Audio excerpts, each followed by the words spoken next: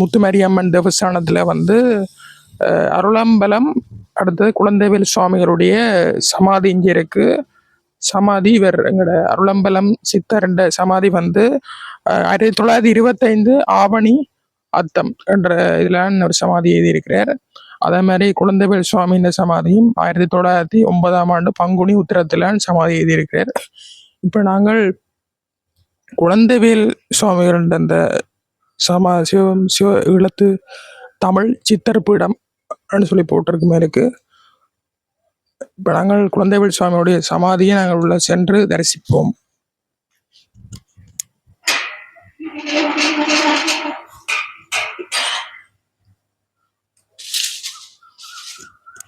இலங்கையின் யாழ்ப்பாணத்தில் வாழ்ந்து மறைந்த ஈழத்து சித்தர் பரம்பரையில் மிக முக்கிய இடத்தை பிடித்த ஒரு மகா சித்தர் ஆவர். இவர் யோக சுவாமிகளுக்கு சமகாலத்தில் வாழ்ந்தவர். அவரை பற்றிய முக்கியமான விடயங்கள்: இவர் யாழ்ப்பாணம் கல்வியங்காடு என்ற பகுதியில் பிறந்தார். இவரது இயற்பெயர் குழந்தைவேல் என்பதாகும். இளமையிலேயே உலக பற்றுக்களை துறந்து ஆன்மீக தேடலில் ஈடுபட்டவர்.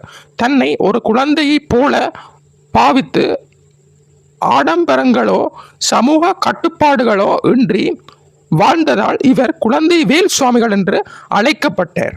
அவதூத ஆடைகளற்ற அல்லது ஆடைகளில் அக்கறையற்ற நிலை மற்றும் உண்மத்த பித்தை பிடித்தவர் போன்ற நிலையிலும் வாழ்ந்த ஒரு உயர்நிலை சித்தராக காணப்பட்டு வந்தார்.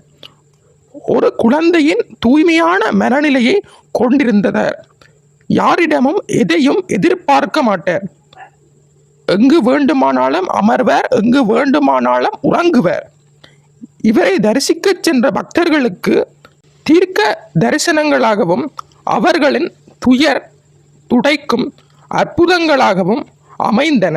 ஈழத்து ஆன்மீக வரலாற்றில் கடையுட் சுவாமிகள், செல்லப்பா சுவாமிகள், யோகர் சுவாமிகள் ஆகியோரின் வரிசையில் குழந்தைவேல் சுவாமிகளும் போற்றப்படுகிறார்.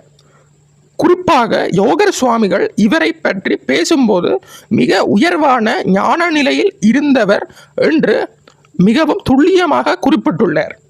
குழந்தைவேல் சுவாமிகளின் சமாதியானது யாழ்ப்பாணத்தில் கீரிமலை நகுலேஸ்வரம் ஆலயத்திற்கு அருகாமையில் உள்ள முத்துமாரி அம்மன் தேவஸ்தான வளாகத்தில் அமைந்துள்ளது. 1909 பங்குனி மாதம் உத்திர சமாதி எய்தினார்.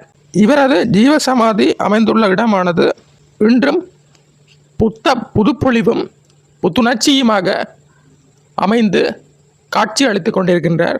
ஈழத்து மண்ணில் பக்தி நெறியையும் சித்த மார்க்கத்தையும் சாதாரண மக்களிடையே கொண்டு சேர்த்த பெருமை இவருக்கு உண்டு.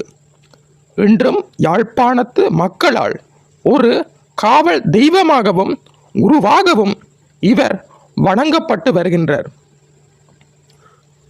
இன்றும் நீங்கள் எல்லோரும் கீரிமலை நகுலேஸ்வரருக்கு ஆலயத்திற்கு அருகாமையில் உள்ள இவரது சமாதி பீடத்தை சென்று தரிசிக்கலாம். இதுபோல ஆன்மீக தகவல்களுடன் உங்களுடன் நான் மீண்டும் இணைந்திருப்பேன். நன்றி, வணக்கம்.